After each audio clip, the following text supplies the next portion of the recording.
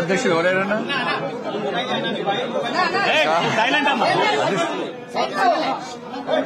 అధిష్టానం ఇంకా రాష్ట్ర అధ్యక్షుడిని ప్రకటించలే. ఇవ్వల్ది వాళ్ళు చంద్రబాబు నాయుడు గారు ప్రకటించరు, లోనికోరు ఆయన ప్రకటించరు, ఈయన చెప్తే వచ్చిందంటే కాదు. రాష్ట్ర అధ్యక్షుడిని అధిష్టానము అందరికీ నామినేషన్ వేస్తారు. నామినేషన్ అయితే ఎవరిని అధ్యక్షుడు ఉండాలో అధిష్టానం నిర్ణయిస్తుంది. అందరి అభిప్రాయాలు తీసుకుని అధిష్టానం నిర్ణయిస్తుంది. అధిష్టానం తీసుకుంటే అందరు కట్టుబడి ఉంటాం. Bharatiya Janata party ప్రజాస్వామ్యబద్ధమైన party.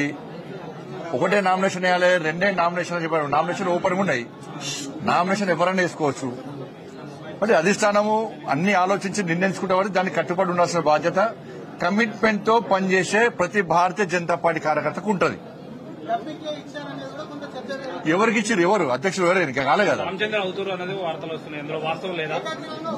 ఇప్పుడు సాయంత్రం ప్రకటిస్తారు, సాయంత్రం చెప్తారు నామినేషన్స్ తర్వాత. ఎవరు నామినేషన్ ఇస్తారో నామినేషన్స్ తర్వాత అధిష్టానం ఆలోచించి అప్పుడు అభ్యర్థిని ప్రకటిస్తారు. దాని తర్వాత రేపు సమావేశం పెడతారని చెప్పి సమాచారం. ఇప్పుడు అన్ని ఫాల్తు మాటలు అంటారు, వాటిని ఎవరు సోషల్ మీడియా పెడుతున్నారు కూడా చూసినాను. అధ్యక్షుని కోసము అధ్యక్షుని బాధ్యత కోసం ఎవరైనా అడగచ్చు. అడగడంలో ఎలాంటి తప్పు లేదు. వాళ్లకు రావాలని కోరుకోవడంలో కూడా ఎలాంటి తప్పు లేదు. దాన్ని ఎవ్వరు తప్పు కొట్టరు. అది ఎవరి వాళ్ళకి ఆలోచన. రావాలని కోరుకోవడం తప్పేం లేదు. కానీ చివరికి ఏమైతుంది? చివరకు అధిష్టానం నిర్ణయించిన వ్యక్తికి, అధిష్టానం ఆలోచించిన వ్యక్తికి, ఎందుకంటే అధిష్టానం అన్ని ఆలోచిస్తుంది, దేని ద్వారా పార్టీకి లబ్ధి పొందుతుంది.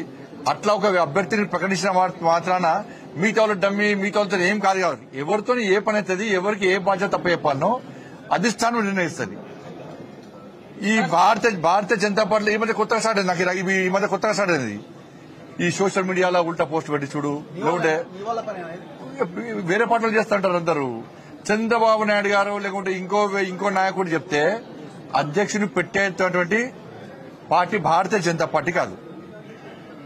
భారతీయ జనతా పార్టీ దేశంలో అధికారంలో పార్టీ, అనేక రాష్ట్రాల్లో అధికారంలో పార్టీ, ప్రపంచంలో అత్యధిక సభ్యత్వం ఉన్న పార్టీ భారతీయ జనతా పార్టీ.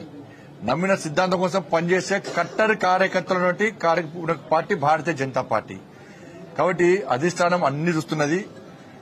ఎవరైతే పార్టీకి వ్యతిరేకంగా వ్యవహరిస్తారో ఎవరైనా ఇప్పుడు పెట్టలే సోషల్ మీడియా ద్వారా గాని ఇతరత్ర వాళ్ళకున్న మీడియా సాధనాల ద్వారా గాని పార్టీకి వ్యతిరేకంగా, పార్టీ అధిష్టానం నిర్ణయించిన అభ్యర్థికి వ్యతిరేకంగా ఎక్కడ ఏం చేసినా కూడా పార్టీ చాలా సీరియస్ గా వ్యవహరిస్తుంది.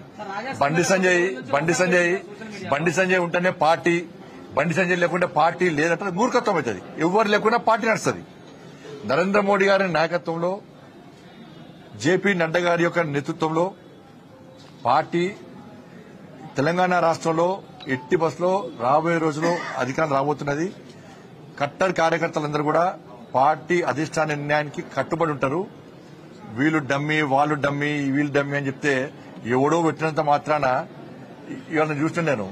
ఎవరు బీఆర్ఎస్ వాళ్ళు పెట్టారు బీసీ అంటే, మనకి బీఆర్ఎస్ పార్టీ అని చంద్రశేఖరరావు దిగి బీసీకి ఇవ్వని చెప్పు.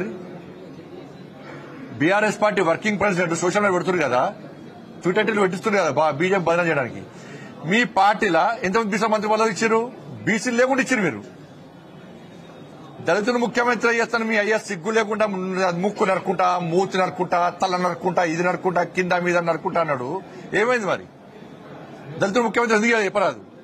మీ పార్టీ అధ్యక్షుడు బీసీ ఎందుకు ఇస్తలేరు? మీ అయ్యని చెప్పాను. మేము బాధ్యత అయిపోయినాం. భారతీయ జనతా పార్టీ అధికారంలోకి వస్తే బీసీ ముఖ్యమంత్రి చేస్తామన్నాం. మీ పార్టీని ప్రకటించుకోండి మరి.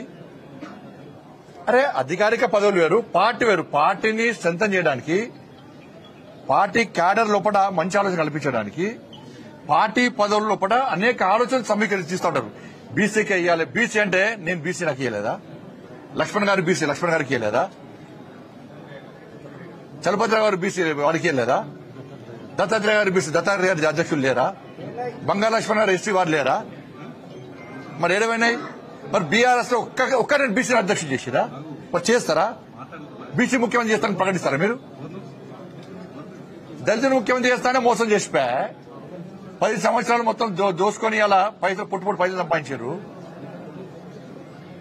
కాబట్టి ఇవన్నీ కూడా తప్పు. దయచేసి మీడియా కూడా విజ్ఞప్తి చేస్తున్నా, ఎవరు మాట్లాడినా కూడా దయచేసి సహకరించండి. భారతీయ జనతా పార్టీ క్రమశిక్షణతో పనిచేసే పార్టీ. అటువంటి పార్టీలో ఇలాంటివి రావడం మంచి పద్ధతి కాదు, మంచి పరిణామాలు కావు కూడా. అధిష్టానం చాలా సీరియస్ గా దృష్టి సారించింది. ఎవరైనా కూడా నేను మాట్లాడినా మీరు మాట్లాడినా ఎవరు మాట్లాడినా కూడా అది తప్పు అంటున్నా. ఎవరు మాట్లాడి ఇప్పటివరకు మాట్లాడదని మాత్రమే కోరుకుంటున్నా.